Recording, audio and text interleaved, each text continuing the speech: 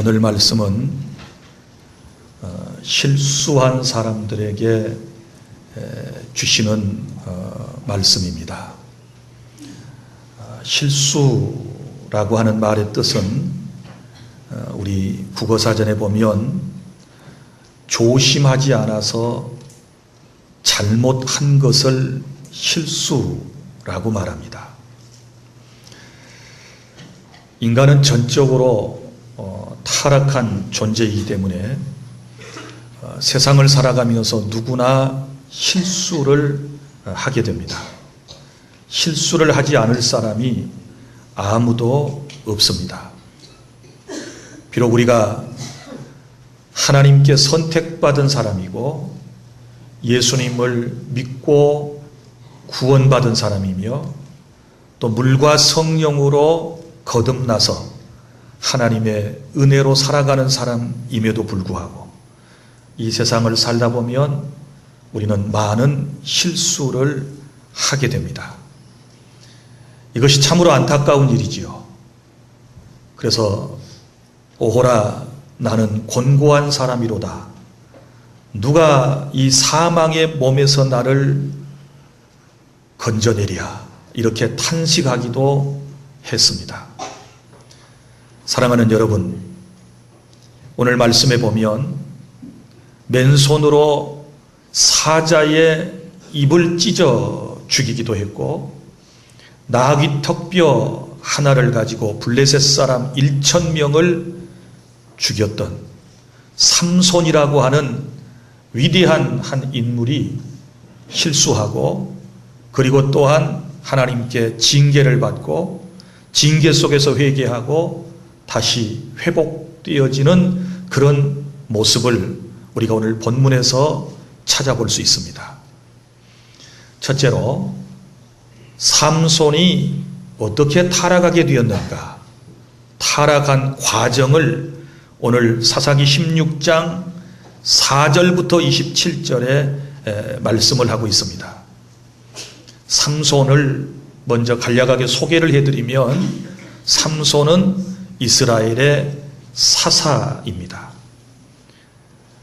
사사라고 하는 말은 이스라엘의 왕이 없을 때 실제 이스라엘 공동체를 리더하며 그리고 그들을 통치했던 바로 그런 사람을 사사라고 부릅니다. 다른 말로는 재판관 혹은 판관이라고 부르기도 하는 것이죠. 그런데 삼손에 대한 이야기는 성경에 참 많이 기록을 하고 있는데 이 삼손은 특별한 그런 사람이었습니다. 태어날 때부터 하나님의 놀라운 은총 속에서 아이를 낳지 못하였던 나이 많은 한 가정에 하나님께서 삼손을 보내주시는 것이지요. 그리고 하나님께서 그 가정에 삼손을 보내실 때 그가 이 땅에 태어나서 해야 할 분명한 일들에 대해서 말씀을 또 해주셨습니다. 블레셋 사람으로부터 이스라엘 공동체를 구원해낼 그런 사람이라고 주께서 말씀을 하신 것이지요. 그리고 그는 나실인으로 특별히 이 세상에 태어났기 때문에 나실이라고 하는 말은 히브리어로 구별된 그런 뜻을 가지고 있어요. 그러니까 나실인 그러면 구별된 삶을 살아가는 사람, 적어도 세 가지를 그들은 일평생 지켜야 했습니다. 하나는 나실인으로 태어난 사람은 나실인의 사명을 감당해야 할 이 사람은 술을 마셔서는 안 됩니다. 독주를 입에 대서는 안 됩니다. 그리고 두 번째는 죽은 사람의 시신, 곧 사체를 만져서도 안 됩니다. 그리고 세 번째는 머리털을 길어야 합니다. 만약에 머리를 밀게 되면 머리카락을 잘라버리게 되면 하나님의 주권, 하나님의 이 놀라운 은총을 거부하는 것으로 보기 때문에 이 나실인들은 하나님의 주권에 절대로 복종한다는 뜻에서 머리카락을 길게 길어야 했습니다. 그런데 안타깝게도 이 삼손은 이방 여인 드릴라의 꿰매 빠져서 결국은 자기 자신의 힘의 비밀을 다 말해버리지 않습니까? 머리카락에서부터 하나님의 놀라운 힘이 나온다라고 하는 사실을 발설하게 되었고, 그리고 머리카락이 나중에는 원수들에 의해서 잘려지게 되고, 그리고 원수들에게 붙잡혀서 두 눈이 뽑혀지고, 그리고 또한 감옥에 갇혀서 맷돌을 돌리는, 그리고 블레셋 사람들에게 완전히 놀이객감으로 전락해버리는 이런 삼손의 안타까운 모습을 우리는 본문에서 볼 수 있습니다. 자, 보십시오 여러분. 삼손이 어떻게 타락했습니까? 타락한 모습을 보면 우리들의 모습과 너무 같고, 인간은 누구나 다 이러한 사실에 노출되어 있다는 사실을 깨닫게 됩니다. 자, 이 타락의 과정을 보면 오늘 말씀에는 이런 표현이 나오지 않습니까? 20절, 여호와께서 이미 자기를 떠나신 줄을 깨닫지 못하였더라. 그러니까 하나님의 임재하심이 있을 때에는 그가 사사의 사명을 잘 감당할 수 있도록 하나님께서 놀라운 힘과 능력과 리더십을 허락해 주셨지만, 그가 하나님께 범죄한 이후부터 하나님은 그에게서 떠나셨다. 하나님께서 떠나시면 인간은 범죄의 나락에 빠지게 되는 것이지요. 그래서 하나님께서 나와 함께 하심을 항상 확신하며 살아가는, 또 하나님의 임재하심이 내게 항상 있을 때 인간은 범죄하지 아니하는 것이고 하나님의 말씀을 살아낼 수 있다는 사실을 믿으시기를 바랍니다. 그런데 여기 보면 사탄이 한 사람을 타락하게 만드는 그 과정을 보면, 먼저는 그 한 사람의 약점, 그의 가장 연약한 것을 찾아내서 그것을 집중적으로 공격해서 그 사람을 무너뜨리는 그런 모습을 볼 수 있습니다. 우리의 삼손, 힘이 센 사람입니다. 장수입니다. 아무도 그에게 대항할 사람이 없었습니다. 그런데 그에게 한 가지 약점이 있었습니다. 그것은 바로 이성에 대한 약점입니다.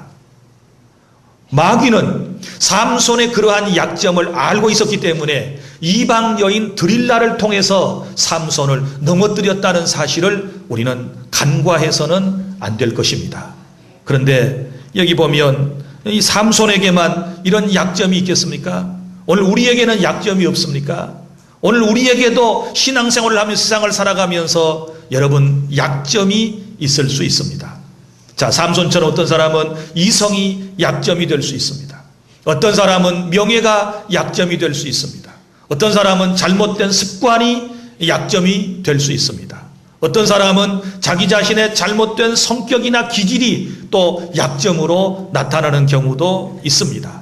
누구에게나 다 이런 약점이 있습니다. 제게도 약점이 있는데, 그러면 이 약점은 누가 가장 잘 아는가? 본인이 가장 잘 알고 사탄이 가장 잘 알고 있습니다.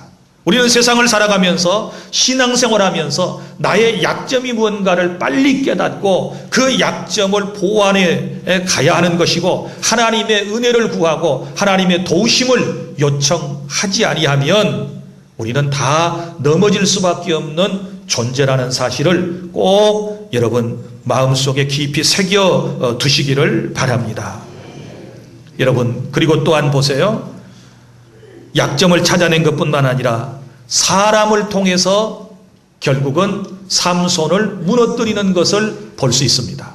그래서 사람이 어떤 사람입니까? 삼손이 사랑했던 사람입니다. 4절, 이후에 삼손이 소래골짜기에 들릴라라 이름하는 여인을 사랑하며, 이렇게 말씀을 하고 있습니다. 사랑해서는 안 될 여인이었습니다. 이방 여인이었습니다. 그런데 그럼에도 불구하고 이 여인을 삼손은 사랑했습니다. 그런데 이 원수 마귀는 이 여인을 이용하는데, 보십시오. 어떻게 이용합니까? 블레셋 사람들이 드릴라를 돈으로 매수를 하게 됩니다. 늘 삼손에게 블레셋이 당하지 않습니까? 삼손을 해볼 이제 재간이 없는 것입니다. 저 삼손의 힘이 도대체 어디서 나오는가? 이것을 알아서 그 힘을 제거하는 것만이 자기 민족이 승리할 수 있는 비결이라고 생각을 했습니다. 그래서 이방 여인 드릴라, 삼손이 사랑하는 여인에게 찾아가서 제안을 하죠. 삼손을 무너뜨리면, 삼손의 힘의 비밀이 어디에서부터 나오는 것인가를 알아내 준다면 우리가 돈을 주겠다. 그리고 돈으로 드릴라를 결국은 매수를 하게 되고, 돈을 받은 드릴라는 결국 삼손을 무너뜨리는, 넘어뜨리는 이런 모습을 볼 수 있습니다. 사랑하는 여러분, 나를 무너지게 하고 나를 넘어뜨리는 사람이 누구라고 생각하십니까? 내가 사랑하는 것들입니다. 내가 사랑하는 사람일 수 있습니다. 내가 가장 아끼고 내가 가장 귀하게 생각하는 것들이 때로는 나를 넘어뜨리게 할 수 있는 도구가 되고, 또 정말 그런 것들 때문에 우리가 하나님 앞에 쓰러지고 넘어질 때가 많이 있다라고 하는 사실을 여러분 기억하시기를 바랍니다. 그래서 오늘 우리에게 필요한 것은 사람을 잘 분별하는 능력이 있어야 되는 줄 믿습니다. 사람을 잘 분별해야 돼요. 내게 가까이 있는 사람, 내 주변에 있는 사람, 나를 항상 맴돌고 있는 사람, 나를 아껴주고 나를 사랑하는 것처럼 그렇게 행동하는 사람들을 잘 우리가 분별하지 아니하면 우리도 쓰러지고 넘어진다는 사실을 꼭 기억하시기를 바랍니다. 그리고 또 한 가지는 환경을 통하여 넘어지지 않습니까? 환경을 통해서 넘어져요. 자, 삼손은 지금 어디에 주로 있어야 합니까? 이스라엘 사사니까 이스라엘 진영에 있어야 합니다. 이스라엘 공동체와 함께 있어야 합니다. 그런데 지금 삼손은 늘 드릴라의 침실에 있는 것이 문제가 되었습니다. 성도가 믿음을 지키고 하나님의 말씀을 지키고 범죄에 빠지지 않으려면 앉고 서는 곳이 분명해야 합니다.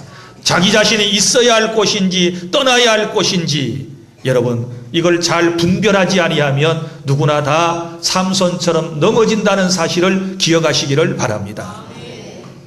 늘 술 먹는 사람이 많이 득실거리는 그런 곳에 내가 있다면 나 자신도 모르는 사이에 술을 가까이 하게 될 것이고, 도박을 좋아하는 사람들과 늘 같이 있다면 나도 모르는 사이에 도박꾼이 되어지게 된다는 사실을 아셔야 합니다. 그래서 우리는 앉는 자리, 서는 자리, 내가 있어야 할 자리, 내가 없어야 할 자리 늘 잘 분별하는 그런 지혜가 있어야 될 줄 믿으시기를 바랍니다. 사랑하는 여러분, 삼손은 그래서 결국은 타락하게 됩니다. 자, 삼손을 타락하게 만들었던 것들은 바로 이 세 가지 약점, 자기 자신의 약점, 그리고 또 하나는 가장 가까운 사람을 통하여, 그리고 또 하나는 환경을 통하여 삼손이 타락하게 되었다는 사실을 기억하고 이 세 가지를 항상 우리가 조심해야 될 줄 믿습니다. 그리고 둘째로 이제 이러한 삼손에게, 타락한 삼손에게 25절부터 27절에 보면 하나님의 징계가 임했습니다. 자, 우리는 말을 이제 지혜롭게 사용해야 되는데, 예수님을 믿지 않는 사람에게나 또 예수님의 그 십자가 사건의 의미를 이해하지 못하는 사람에게 어떤 고통은, 어떤 어려움은 우리가 흔히 벌이라고 표현을 합니다. 그러나 예수님을 믿는 사람에게 찾아오는 어떤 범죄의 결과로 찾아오는 어려움에 대해서는 벌받았다 이렇게 얘기하는 게 아니고 하나님의 징계를 받고 있다 이렇게 말하는 것입니다. 왜냐하면 벌은 예수님께서 나를 대신하여 십자가에서 다 받아주시고 해결해 주셨기 때문에 예수 믿는 우리가 범죄했을 때에 겪는 어려움은 벌이 아니고 하나님의 징계라는 것을 여러분이 기억하십시오. 자, 그런데 선택받은 사람, 구원받은 성도, 교회의 지도자라 할지라도 성화의 삶을 살지 못하고 범죄하게 되면 하나님께서는 반드시 징계하신다. 반드시 하나님께서는 넘어가시지 않는다라는 것을 삼손의 삶을 통하여 우리는 깨달을 수 있는데, 먼저는 보십시오. 육체적으로 징계를 받았습니다. 이거 범죄의 결과인데 어떤 징계를 받았습니까? 자, 이제 힘의 비밀을 드릴라에게 말해버리고 블레셋 사람들에게 머리카락이 잘려지고 난 다음에 힘을 상실해버린 삼손은 블레셋 사람들에게 붙잡혀가지고 두 눈이 뽑혀요. 육체적으로 큰 고통입니다. 사람의 신경 가운데 가장 예민한 것이 어디예요? 시신경이에요. 눈이에요. 그런데 한 개도 아닌 두 개의 눈알을 빼냈다라고 하는 것은 육체적으로 엄청난 고통을 당한 것이지요. 왜 삼손이 육체적 고통을 당해야 했습니까?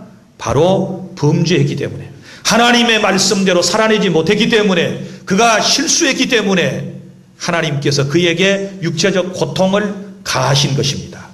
또 보세요. 이미 힘이 다 빠진 상태에서 감옥에 갇혀가지고 삼손은 뭐 하고 있습니까? 맷돌을 돌리고 있습니다. 우리 흔히 시골에서 보는, 한국에서 보는 이런 손잡이가 있는 작은 동그란 맷돌이 아닙니다.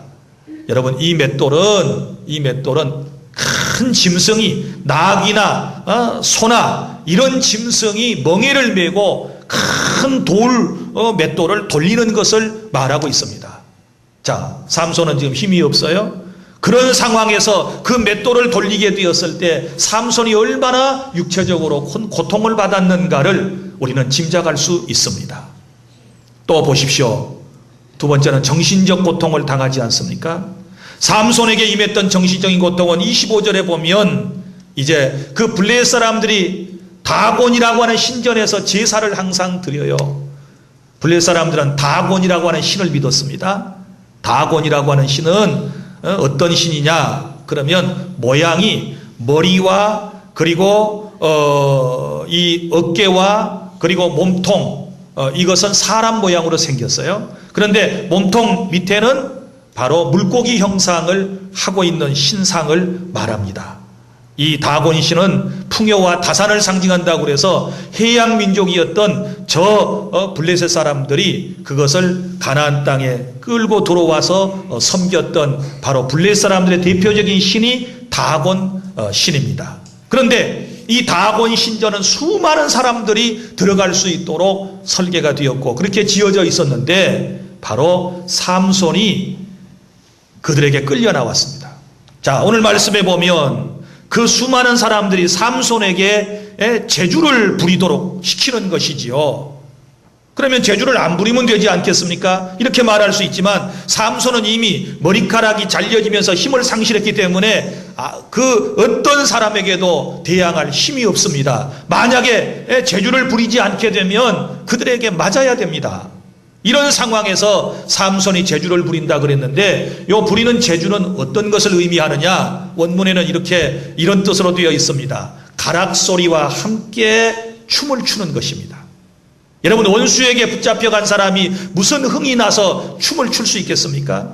그런데 그렇게 하지 아니하면 맞아 죽게 되니까, 더 큰 육체적 고통을 당하게 되니까 할 수 없이 그들이 연주하는 소리와 함께 바보처럼 그 앞에서 삼손이 춤을 덩실덩실 추어대는 것을 오늘 성경은 제주를 부렸다, 이렇게 기록을 하고 있습니다. 그러면 삼손이 이런 행위를 하게 되었을 때 얼마나 마음이 아팠을까요?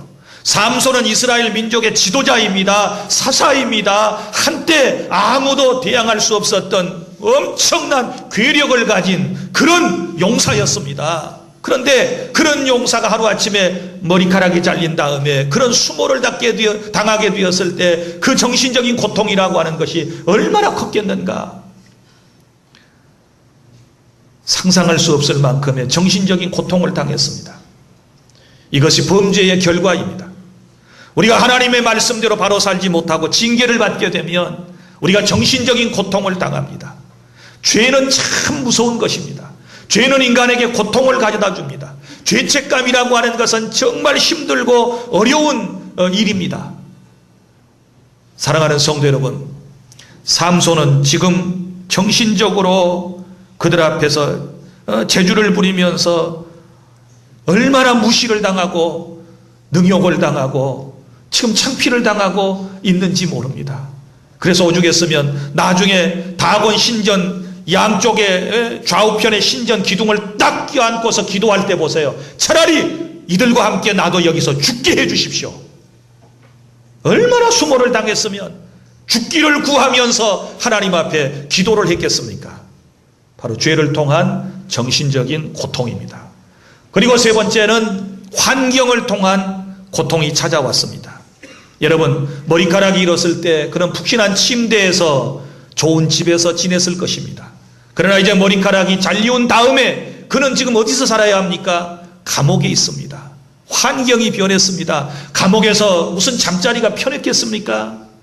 너무너무 힘들고 어려웠을 것입니다.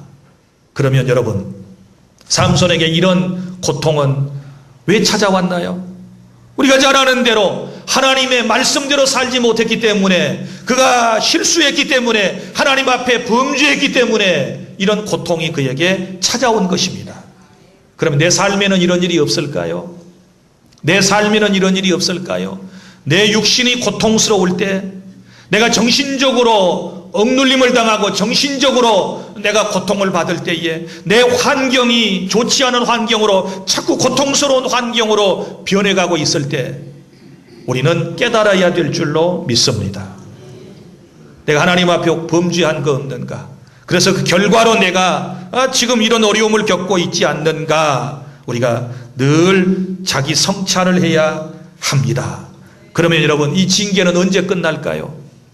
징계가 언제 끝났습니까? 삼손에게 임했던 이 고통이 언제 끝났습니까? 우리가 여기 보면 끝나는 시기에 대해서 짐작을 할 수 있는데, 22절에 보면 그의 머리털이 밀린 후에 다시 자라기 시작하니라.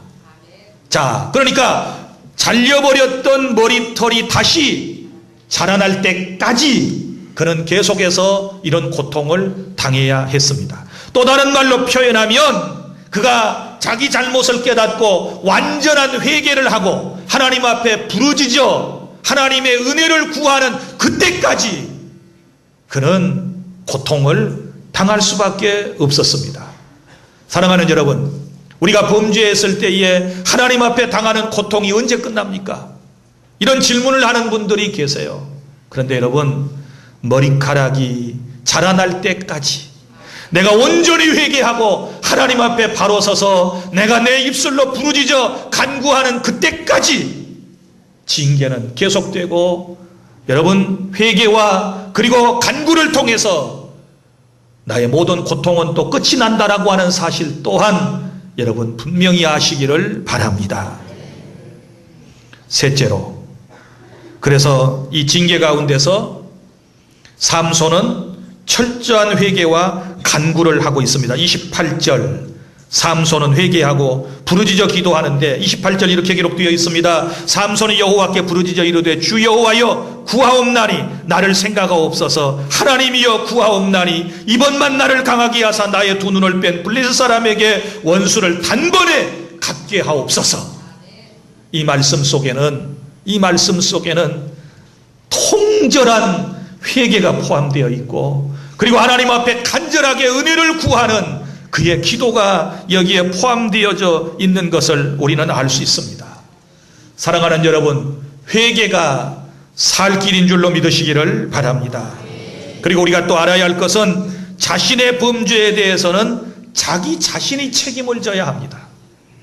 자신의 범죄를 절대 타인에게 전가시켜서는 안 됩니다. 아담과 하와처럼 자신의 범죄를 여러분 아내에게 그리고 또한 뱀에게 어떤 환경에게 전가시켜서는 안 됩니다. 환경을 탓해서는 안 돼요. 상대를 탓해서는 안 돼요. 이 사회를 탓해서는 안 됩니다. 여러분 보세요. 삼손이 회개할 때에 자기를 넘어뜨렸던 드릴라라고 하는 여성을 탓하고 있습니까? 그런 것 같지 않습니다. 본문은 그런 내용이 없습니다. 우리는 얼마든지 말할 수 있겠지요. 저 드릴라라고 하는 저 여인 때문에 내가 죄를 지었다, 이렇게 말할 수도 있고 그에게 모든 책임을 다 전가시킬 수도 있지만, 그래가지고는 회개에 절대로 이를 수가 없습니다. 진정한 회개가 되려면 모든 책임이 누구에게 있어요? 나 삼손에게 있다. 나에게 있었다. 내가 나실인으로서 바로 살지 못했다. 내가 하나님의 택함받은 사람으로서 바로 살지 못했기 때문에, 나의 실수 때문에 이런 어려움이 왔다라고 생각할 때에 처절한 하나님 앞에 정말 우리가 자기 자신의 모습을 생각하며 회개할 수 있는 줄로 믿으시기를 바랍니다. 요나서에 나오는 요나에 대한 얘기를 보세요. 요나는 하나님의 명령을 어기고 어그러진 길로 가지 않습니까? 복음을 전하러 가야 할 그가 하나님의 복음을 전하지 않기 위해서 그는 배를 타고 엉뚱한 나라로 가고 있을 때 하나님께서 그가 탄 배에 바다의 풍랑을 일게 하시지 않습니까? 풍랑으로 배가 좌초 위기에 있을 때에, 침몰 위기에 있을 때에 그때 사람들은 제비를 뽑지요. 우리 가운데 누군가 부정한 사람이 탔는 모양이다. 그것은 물론 하나님을 의식하고 그런 게 아니고 보통 그때 당시에 사람들이 어떤 어려움이 생기면 다 그렇게 생각했습니다. 우리 가운데 누군가가 부정한 사람이 있기 때문에, 또 십천발로 말하면 부정탄 사람이 있기 때문에 이런 어려움이 왔다, 이렇게 생각을 하고 제비를 뽑았는데 요나에게 뽑히지 않습니까? 요나는 사태의 심각성을 직시하고 그는 자기 자신의 모습을 다 드러냅니다. 여러분이 이 풍랑을 만난 것이 다 나의 연고입니다.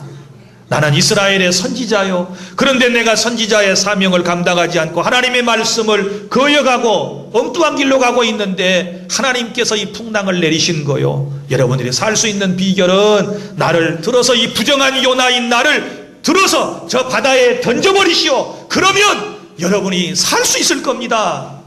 이렇게 말하고 기꺼이 자기 자신을 바다에 던지지 않습니까? 그래서 배 안에 있는 사람이 다 살고, 그리고 바다에 던져졌던 요나도 살고, 그리고 요나를 통하여 니느웨 백성도 사는 놀라운 역사가 일어난 줄로 믿으시기를 바랍니다. 가정에 어려움이 온 것이 나의 연고요.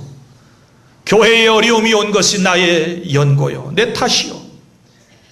여러분, 내가 속해 있는 어떤 공동체에 어려운 일이 온 것이 전부 나의 잘못이라고 하는 의식을 가지게 되었을 때 이 사회와 이 교회 공동체 안에서는 회개의 운동이 일어나게 될 줄로 믿으시기를 바랍니다. 그리고 넷째, 회개하고 간절한 마음으로 간구했을 때에 하나님의 도우심으로 이제 삼손이 회복되는 모습을 29절부터 31절에서 우리는 찾을 수 있습니다. 여러분 보십시오. 삼손의 머리카락이 조금씩 자라기를 시작했을 때 블레셋 사람들이 자기들의 신인 다곤 신전에 모여서 큰 제사를 27절에 드리는데 남녀가 거기에 가득하고, 그리고 또 지붕에 있는 사람만 얼마라고 기록되어 있습니까? 3,000명이나 되는 사람이 지붕에 있었습니다. 그러면 바닥에 있는 사람, 지붕에 있는 사람을 다 통틀어 우리가 합해 본다면 수만 명이나 되는 사람이 그 다곤 신전 안에 지금 있는 것입니다. 그때에 삼손은 그곳에 모인 사람들에게 제주를 부리기 위해서 끌려 나왔습니다. 그리고 다곤이 신전의 두 기둥사 위에 서게 되고, 그리고 삼손이 좌우의 양쪽에 기둥을 껴안고서 마지막으로 하나님 앞에 통렬한 기도를 드리고 있습니다. 여호와께 부르짖어 이르되 주 여호와여 구하옵나니 나를 생각하옵소서. 하나님이여 구하옵나니 이번만 나를 강하게 하사 나의 두 눈을 뺀 블레셋 사람에게 원수를 단번에 갚게 하여 주시옵소서 하고 힘을 쏟더니 다곤의 두 신전의 기둥이 무너지고 그 안에 있었던 모든 사람이 다 죽게 된 줄로 믿습니다. 성경은 이렇게 기록을 하고 있습니다. 30절, 삼손이 이르되 블레셋 사람과 함께 죽기를 원하노라 하고 힘을 다하여 몸을 굽히매 그 집이 곧 무너져 그 안에 있는 모든 방백들과 온 백성에게 덮이니 삼손이 죽을 때에 죽인 자가 살았을 때 죽인 자보다 더욱 많았더라. 아멘. 여러분 보십시오. 비록 실수했었지만 회개하고 하나님 앞에 간구할 때에 회복의 역사가 일어난 줄로 믿으시기를 바랍니다.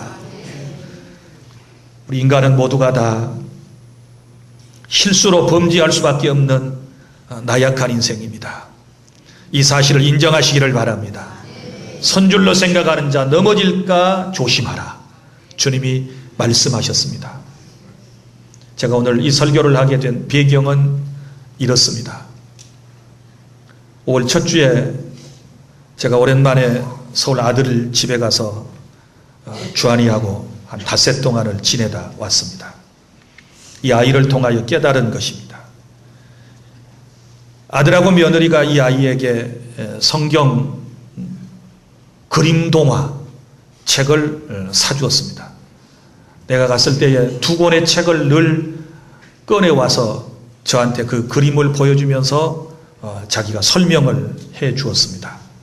하나는 여리고성이 무너진 그림 동화책, 또 하나는 바로 삼손에 대한 성경 이 그림책을 제게 가지고 와서 펼치면서 아직 두 돌도 안 됐으니까 말도 잘 하지 못하는 이 아이가 저한테 이렇게 표현을 했습니다. 여러분도 이해가 될는지 모르겠어요. 삼손과 드릴라에 대한 책을 펼치고 아기 거기 보면 삼손의 엄마 아빠가 아이를 달라고 기도하는 그림이 나와요. 그리고 아이가 위에 그려졌어요. 아기. 그래서 이제 기도해서 아이가 태어납니다. 아이가 응애 하고 태어났어요. 응애 넘기고 응애. 그리고 이 아이가 자라서 이제 엄청 힘이 세졌는데 어흥 사자 입을 착 찢어요. 어흥. 그리고 나귀턱뼈를 가지고 사람을 1000명을 무찌르는 거네. 나귀턱뼈 발음이 안 되니까 하고 1000명을 다 죽였대. 그런데 그 다음 그림이 문제입니다. 삼손이 드릴라의 무릎에 누워있는 장면이 있습니다. 이걸 설명을 하는데 나쁜 이모 싹둑, 나쁜 이모 싹둑. 그러니까 드릴라의 꿰매 빠져가지고 머리카락이 탁 잘려지니까 뒷장 흑 삼손이 우는 거예요. 삼손이 울어요. 회개하고 울겠지요. 그리고 난 다음에 마지막으로 이제 그 다곤 신전을 붙잡고 기도해서 다 무너뜨리는 장면이 나와요. 이거 지금 어떻게 표현을 잘 못해. 내가 보니까 오 하는 거.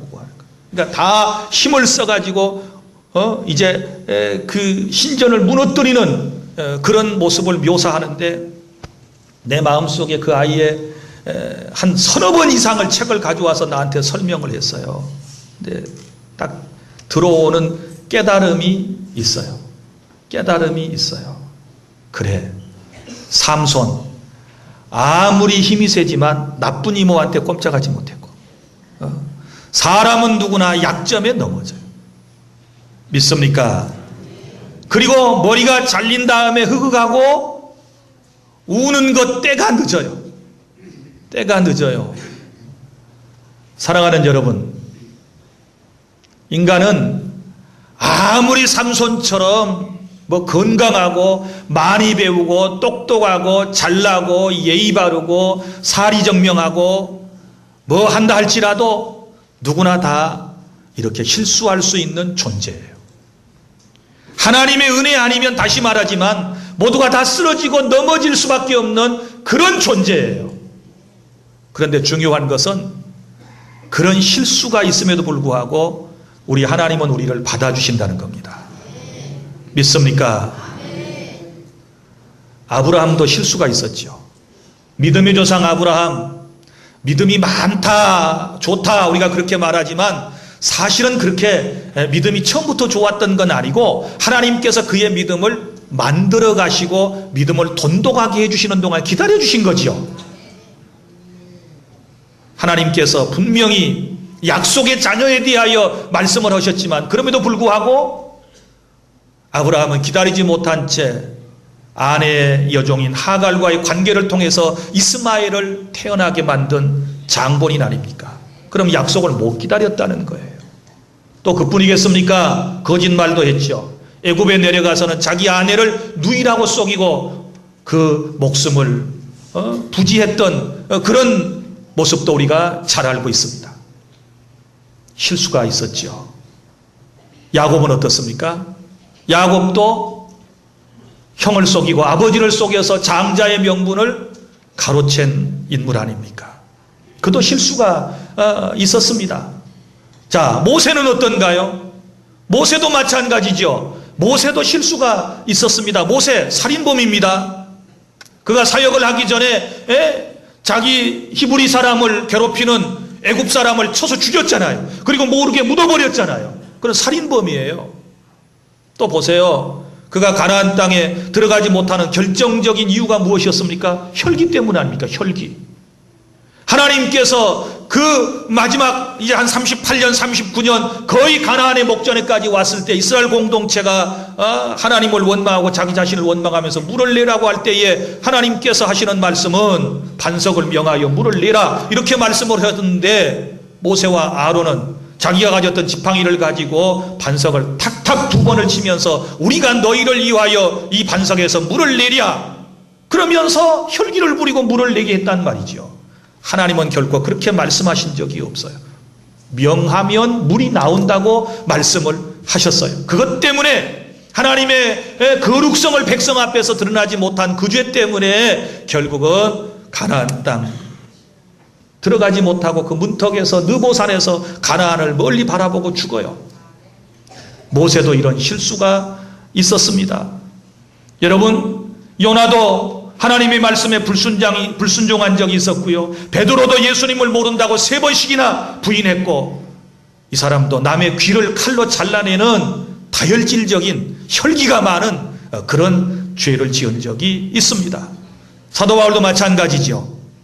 그가 진정으로 예수님을 만나기 전에 유대교 신자로서 기독교인들을 얼마나 많이 박해하고 실제 죽이는 일에까지 동참했는지 몰라요. 이런 죄를 지었지만, 이런 실수가 있었지만 그럼에도 불구하고 하나님께서는 그들을 사랑으로 불러주심을 믿으시기를 바랍니다. 그런데 우리가 한 가지 기억해야 할 것은 자기 자신이 실수로 지은 죄를 절대 합리화시켜서는 안 돼요.